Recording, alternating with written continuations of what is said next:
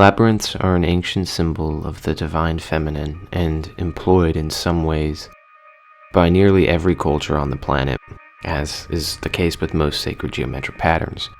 The labyrinth can be found in architecture such as with the Labyrinth of the Minotaur, Egyptian labyrinths, the Tohono O'odham, and Navajo, as well as in India and Ireland as some examples. It is used in mosaics and pictures, as well as paintings, abstract work, and by companies to promote their products.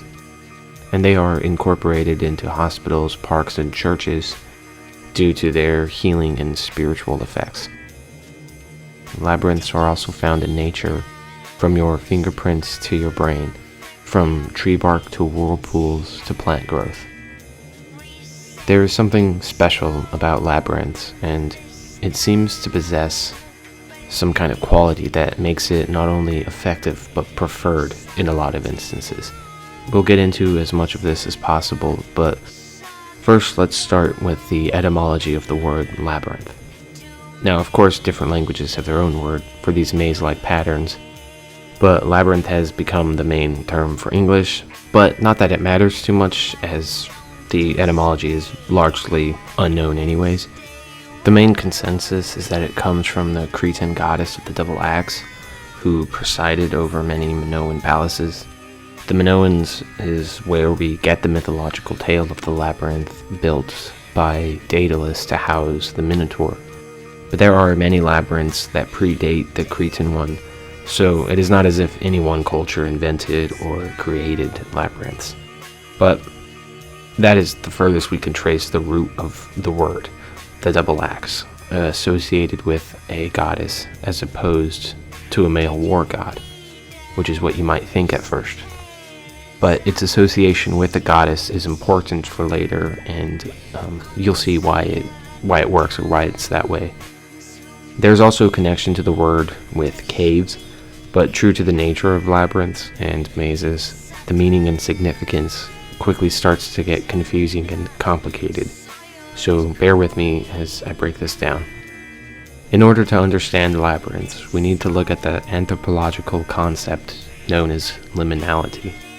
Liminality comes from the Latin limen, which means a threshold.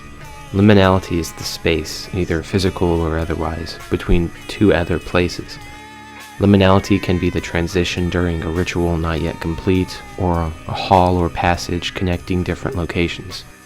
Liminality is a state of vagueness and disorientation. It can be unnerving, nostalgic, inspiring, and uncomfortable, and it can be all of these things at the same time. It is hard to describe, but much easier to feel. You can sense it in pictures or identify it in communities undergoing change, or experience this strange and abstract quality in person during rituals of some sort or in physical locations. We are going to focus on physical liminality since that is the easiest to understand in this format, especially with how it relates to labyrinths. Some of these images may or may not invoke that sense of liminality, as it is very much an unconscious ambiguity. I'm going to use the movie The Shining as an example. Whether intentional or not, the movie employs the uncomfortable effects of liminality quite well. The hallways and camera work combine to create a disorienting visual experience, leaving the viewer more immersed and therefore does a better job overall as a horror thriller, which is why I think it's been so popular through the years. The geometric patterns on the floor of the hallways and endless twists and turns have a subtle and unconscious effect on the viewer. But what and why does liminality incur such strong and sometimes unrecognizable effects? To understand liminality and labyrinths, we now have to understand fractals. In the physical spaces, liminality is fractal by nature. The hallways in The Shining go on forever, and in these images they appear to be endless, much like a fractal. Fractals appear in nature and in Mandelbrot sets and kaleidoscopes. If you're interested in fractals, I encourage you to watch videos or find apps, as there are plenty. They can be meditative and eerie, especially if you're experiencing them in an altered state of consciousness. You can either say fractals are liminal or liminality is based in fractals. I believe the two are equivalent with regards to physical space. They are not necessarily interchangeable, but they are both transitions and thresholds. Fractals never end, and so they are constantly in between or in transition. So how do these two concepts relate to labyrinths? They are products of labyrinths. Labyrinths in symbology represent the ultimate transition stages for humans, from birth to the metaphysical journey of the spirit. The Etoi, or the man in the maze, symbolizes all of this perfectly. Labyrinths are often associated with the womb, and they are curiously sensual and inherently feminine. You can kind of get a feel for it in certain product advertisements and designs, graphic designs and logos, and in abstract drawings. The evocation of the feminine is subtle if not unconscious. If you are paying attention, you can notice labyrinths everywhere, especially as there is a growing interest in using labyrinths for meditation and healing. Labyrinths are closely related to spiral symbology and knot symbolism, which I think are all derivative of snake symbology, snakes being some of the earliest cults and an interesting evolutionary relative, as well as being a close companion for early cave-dwelling humans. Mandalas are a form of labyrinths that go back thousands of years. Carl Jung said that creating a mandala was a representation of the unconscious self. Labyrinths are related to Celtic knots and other knotwork symbols in culture, such as the choku-rei, a healing symbol in Reiki. The yin-yang symbol will sometimes be depicted with labyrinths filling in the space. Navajo sand painting is much like traditional mandala creation, where the symbol is erased upon completion. Sand paintings are used only for healing, and their true pattern and color are never supposed to be revealed to the public. Zen gardens and finger labyrinths are household objects gaining popularity. There are a number of Christian churches and cathedrals that have labyrinths.